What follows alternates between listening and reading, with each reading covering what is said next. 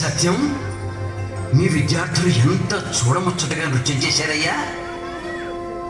వారికి విద్యాబుద్ధులు నేర్పడమే నా విద్యుక్త ధర్మం. ఈ పిల్లలే నా ఊపిరి. సత్యం, ఈ పాఠశాల పెట్టాలని, వాళ్ళందరినీ నీ బిడ్డల్లా ప్రేమగా చూసుకోవాలని, ఇదే నిరంతర వ్యాపకంగా చేసుకోవాలని ఎప్పుడు అనిపించిందయ్యా?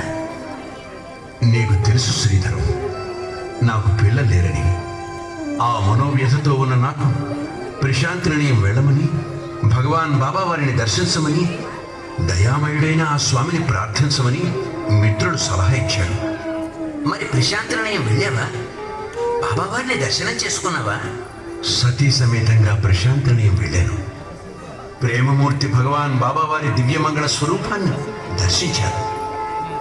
ఒక్క బిడ్డని ఈ స్వామి అని గుండె కరిగేలా ప్రార్థించాను. బాబా కరుణించారా? చెప్తాను. కుతూహలం కొద్దీ ప్రశాంతి నిలయంలో పాఠశాలల్ని, ముద్దుల మూటగట్టే పిల్లల్ని చూశాను.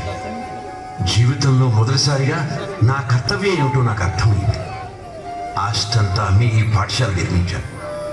ఆ స్వామి అనుగ్రహంతో 10 సంవత్సరాలుగా ఎంతో మంది పిల్లలు ఇక్కడ చక్కగా చదువుకుంటున్నారు. శ్రీధరం, బాబా కరుణ చూసావా? ఒక్క బిడ్డను అడిగితే ఎంతమంది బిడ్డలు పెంచాడు. భావితరాలను తీర్చిదిద్దే గొప్ప సేవ ఎంచుకున్నావు సత్యం. ప్రశాంతి నిలయం వంటి వాతావరణం, బంతిపూల వంటి పిల్లల్ని చూస్తుంటే మనస్సు ఆనందంతో నిండిపోతుంది. బాబా సాక్షాత్తు ఇక్కడ ఉన్నారనిపిస్తోంది నాకు. వస్తాను సత్యం. మంచిది. మహాప్రభో, రక్షించండి, రక్షించండి. ఎవరు మీరు? నా కాళ్ళ మీద పడ్డాది ఎందుకు? లేవండి, లేవండి. అమ్మో, మీ కాళ్ళు వదిలేయడమే. వదలండి. రక్షిస్తాను లేవయ్యా అని మీరు అభయం ఇచ్చే వరకు మీ కాళ్ళు వదలండి. నేను మిమ్మల్ని రక్షించడం ఏమిటండి? విడ్డూరం కాకపోతే? అలా అనకండి మాస్టర్, మీరే నాకు దిక్కు. ముందు మీరు రక్షిస్తానండి, అసలు విషయం చెప్తాను. సర్లేండి, అలాగే రక్షిస్తాను. ముందు లేవండి. మీరు అభయం ఇచ్చారు కదా, అయితే లేస్తాను. మీరెవరో భాగ్యవంతుల్లా ఉన్నారు. నేను చూస్తే సామాన్యమైన పాఠశాలకు హెడ్ మాస్టర్. నేను మిమ్మల్ని రక్షించడం ఏమిటండి? ఎంత మాట అన్నారండి? భగవంతుడి 10 అవతారాల తర్వాత 11వ అవతారమే స్కూల్ మాస్టర్ గారండి. అందుచేత దేవుడు భూదేవిని రక్షించినట్టు మీరు నన్ను కాపాడాలి. అది సరే, ఇంతకీ తమరెవరు? మీ కథ ఏమిటి?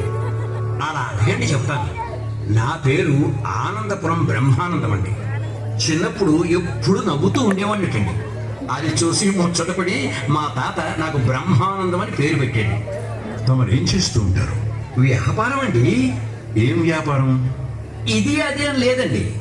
గోంగూర పచ్చడి నుండి గోదావరి ఇటుకల వరకు, పచ్చిమిర్చి దగ్గర నుండి పొట్టు చీరల వరకు ఆనందపురంలో అన్ని వ్యాపారాలు మనమే. మీ దయ వల్ల మన ఊళ్ళో 6 ఎకరాల మెట్ట, 60 ఎకరాల మాగాణి, 60 డజన్ ఇళ్ళు, 2 కార్లు ఉన్నాయి. మీలాంటి వారిని నేను రక్షించడం ఏమిటా అని ఆశ్చర్యపోతున్నాను. అలా అనకండి, తమరే రక్షించగలరు. ముందు మా బుజ్జిగాడు పరమానందాన్ని, తద్వారా నన్ను మీరు రక్షించి తీరాలి. అరే, మాస్టర్కి దండం పెట్టరా? నమస్కారం గురువు గారు. చాలా సంతోషం. ఏం చదువుతున్నావు బాబు?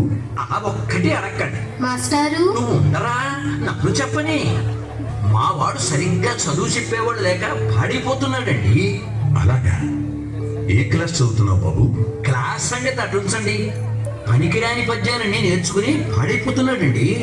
4 ఇంగ్లీష్ బుక్కలు నేర్పేవాడు మా ఊళ్ళో లేడండి. ఇందాక మీ స్కూల్ అంతా చూశాను. పిల్లలంతా ఇంగ్లీష్లో గడగడా మాట్లాడుతూ ఉంటే అమెరికాలో అడుగు పెట్టినట్టుంది అనుకోండి. ఏది ఒక పద్యం చదువు బాబు. అమ్మో వద్దండి, వింటే మీకు మతిపోతుంది.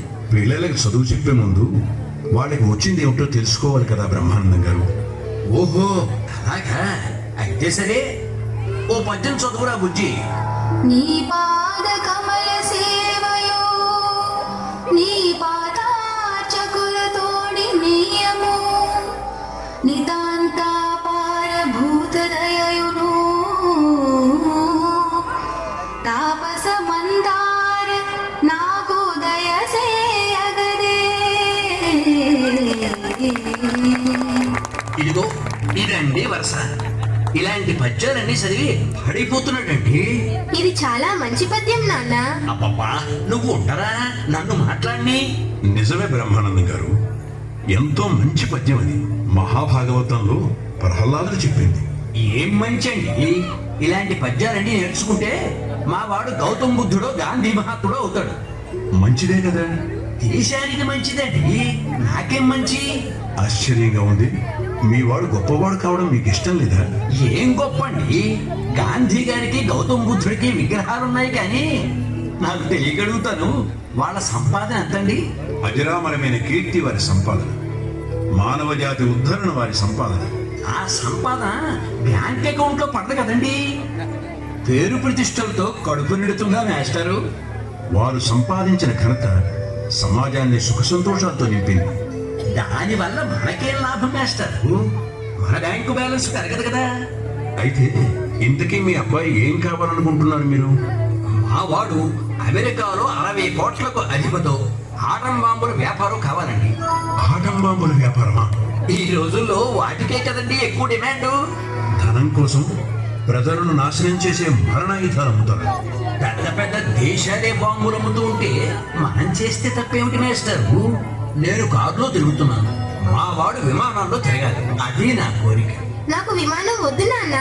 నువ్వు నోరు ముయ్యరా, ఎప్పుడు విమానం ఎక్కని వాడివి, నీకేం తెలుసురా ఆ సుఖము.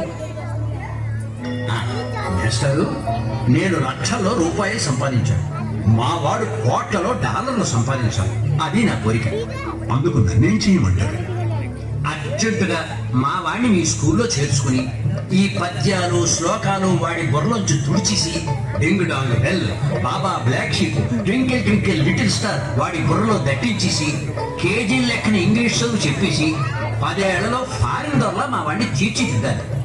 ఏడాదికి 25,000 50,000 చెప్పండి, వెంటనే ఫీజు కట్టేస్తాను. బ్రహ్మానందం గారు, ఇదన్నమాట మీ ఆలోచన. ఇంతకీ మీ నాన్నగారు ఏం చేసేవారు? వ్యవసాయం, అవన్నీ ఇప్పుడు ఎందుకండి. మరి మీరెందుకు ఆ వ్యవసాయం చేయలేదు? ఆత్మహత్య చేసుకోలేక.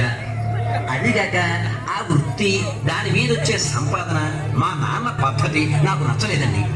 ఏ ఎందుకు నచ్చలేదు? మా వాడికి ఆ పనికి మాలిన పద్యాలన్నీ నేర్పింది మా నాన్నేనండి. నేను తన మాట లేదని నా కొడుకును పట్టుకున్నాడండి. నా కోపం వచ్చి మా నాన్నని వృద్ధాశ్రమంలో పడేశాను. సాయంగా ఉంటుందని మా అమ్మని కూడా తోడుగా అక్కడికే పంపించేశాను. కానీ మా పాఠశాలలో విద్యా విధానం వేరుగా ఉంటుంది. చదువుతో పాటు మానవతా విలువల్ని వికసింపచేసి భారతీయ సంస్కృతి సాంప్రదాయాల్ని బోధిస్తాం. మా పిల్లల ఆటపాటలు చూడండి.